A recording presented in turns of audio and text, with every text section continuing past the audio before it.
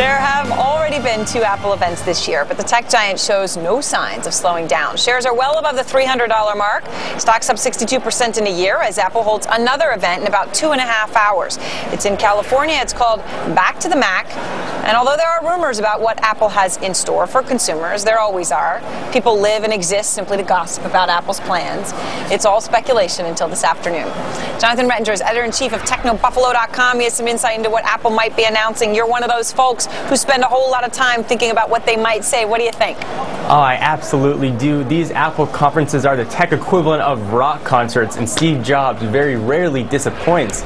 So the Back to Mac implies that finally the company is going to be shifting their focus away from their iOS-centric devices, so meaning the iPod Touches, the iPads, and the iPhone lines. I think what we're going to see, and sort of what reports are coming out, are 3 definites and 1 probable. What's going to qualify as a almost definite would be a redesigned MacBook Air. When the MacBook Air first launched, it was thin, it was an engineering marvel, but it was too overpriced for a mainstream consumer, and it was too underpowered for everyday use. So it was sort of sitting there in a tech limbo. This new designed MacBook Air is supposedly going to come in 2 sizes. We're going to have an 11.6 and a 13.3. 11.6 is supposed to have an entry price point of just over $999, so putting it just about $300 more than the highest spec iPad, and also similarly spec'd netbook. So you're really going to be getting a mass market consumer laptop. But I thought the whole point of I understand the iPad may not be as good as a laptop yet, but clearly it's going in that direction. And once it gets there, why would I want a laptop at all when I can just use my little tablet? See, that's a great question. A lot of people that are reliant on desktop applications.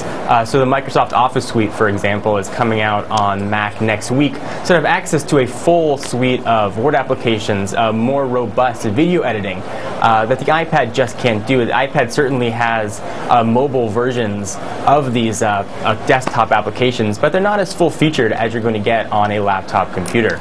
Jonathan, if I want to really make money in Apple, what I really want them to do is to not just sell quite high margin products to media types on the East Coast. I need them to sell around the world, and I need them to sell in emerging markets, and I need them to sell at lower price points, and I need them to have a distribution system to do that. Do you see that coming?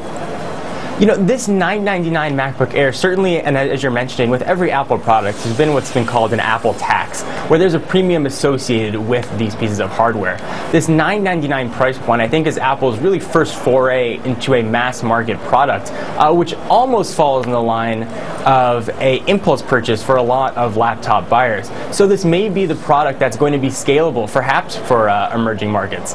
They're supposedly going to be utilizing a new memory system called an SSD card, which is going to look similar to a stick of RAM that can possibly be scaled down and made less expensive for emerging markets.